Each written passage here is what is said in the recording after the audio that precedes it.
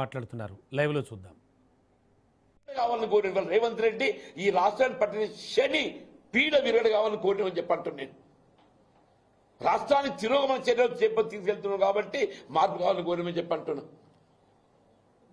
నా ప్రజా జీవితం ఏదైతుందో తెరిచిన పుస్తకమై నీలాగా నేను తొక్కుకుంటూ రాలే, నీలాగా నేను తొక్కుకుంటూ రాలే. నా ప్రజా జీవితం తెరిచిన పుస్తకం అని చెప్పంటున్నా. 1981లో 30 సంవత్సరాల వయస్సులో పంచాయతీ సమితి అధ్యక్షుడు ఎంపికైతే ఆ ఉమ్మడి కరీంనగర్ జిల్లాలో 14 మంది పంచాయతీ సమితి అధ్యక్షులు ఉంటే 13 కాంగ్రెస్లో చేరింది. 14 పంచాయతీ సమితి అధ్యక్షులు ఉంటే 13 కాంగ్రెస్లో చేరింది. నేను ఒక్కరిని కాంగ్రెస్లో చేరలేదు. అధికార పార్టీ లాలూచీకి లొంగనటువంటి వాడిని నేను ఒక్కరిని మాత్రం చెప్పంటున్నాను. ప్రతిపక్ష నిలబడేది ఇస్తుందో నేను ముందు పోయినని చెప్పంటున్నాను. ఎన్టీ రామారావు ప్రభుత్వ హయాంలో ఏదైతుందో భాస్కర్ రావు గారిని ఎప్పుడైతే మంత్రివర్గంకి తొలగింప చేయడం జరిగిందో, భాస్కర్ రావు గారిని ఎప్పుడైతే మంత్రివర్గంకి తొలగింప చేయడం జరిగిందో, నేను ఆనాడు ఏదైతుందో నా మంత్రి పదవి నేను రాజీనామా చేసిన, నా మంత్రి పదవి నేను రాజీనామా చేసిన, నన్ను తొలగించలే.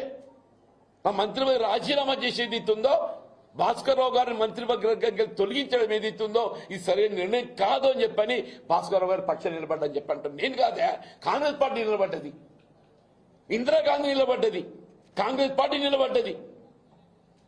కానీ భాస్కర్ రావు గారిని తొలగించడం ఏదైతుందో అప్రజాస్వామ్యం అని చెప్పని కాంగ్రెస్ పార్టీ మద్దతు నిలబడ్డదని చెప్పంటున్నా. రేవంత్ రెడ్డి తెలుసో తెలియదు అది.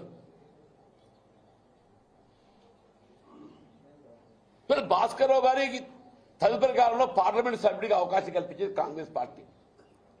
నాదేళ్ల భాస్కర్ రావు గారికి తదుపరి కాలంలో పార్లమెంట్ సభ్యుడిగా ఖమ్మంకి వెళ్ళేది అవకాశం కల్పించేది కాంగ్రెస్ పార్టీ.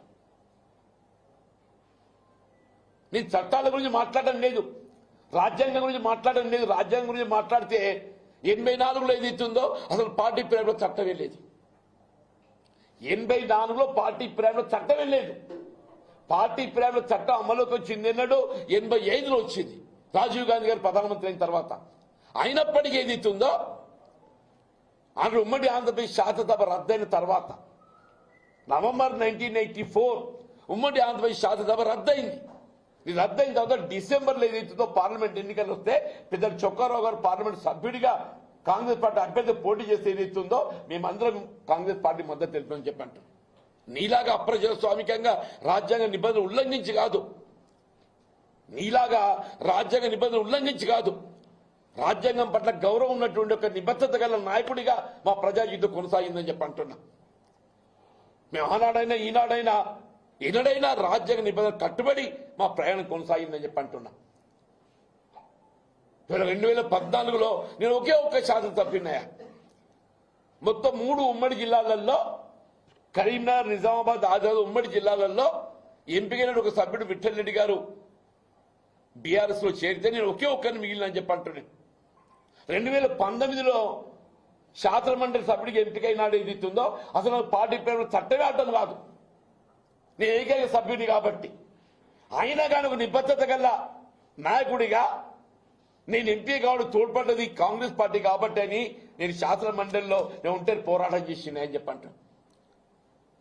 ఇవాళ ఏదైతుందో నేను 4 దశాబ్దాలు కాంగ్రెస్ పార్టీ బలోపేతం కోసం ప్రయత్నం చేసి పోరాటం చేస్తే ఇవాళ నేనే నా కార్యకర్త నా గురించి మాట్లాడతాడా. నేను 4 మున్సిపల్ చైర్మన్ కావడం తోడ్పడ్డా, మీరందరూ సజీవ సాక్షులు. ఇలా జగిత్యాల మున్సిపల్ 4 మున్సిపల్ చైర్మన్లు అయినా 4 మున్సిపల్ చైర్మన్ కావడానికి తోడ్పడ్డా చెప్పంటున్నా. ఒక 10 మంది జడ్పీటీసీలు ఎంపీపీలు అయిందని చెప్పంటున్నా. ఒక 100 మంది మున్సిపల్ కౌన్సిలర్స్ అయిందని చెప్పంటున్నా. ఒక 100 మంది ఎంపీటీసీలు అయిందని చెప్పంటున్నా. నేను మొత్తం తెలంగాణ రాష్ట్రంలో అంటే నేను తోడ్పడ్డా అత్యధికంగా ఏదైతుందో ఇవాళ ద్వితీయ శ్రేణి నాయకత్వం ఏదైతుందో ఎదిగొచ్చింది ఎక్కడ అని చెప్పంటే చికిత్స నియోజకవర్గం. నీలాగా తొక్కకుండా కాదయా, నేను ప్రోత్సహించుకుంటూ వచ్చిన మెట్టు ఎక్కుకుంటూ వచ్చిన అని చెప్పంటాను. నేను ఇవాళ విమర్శనే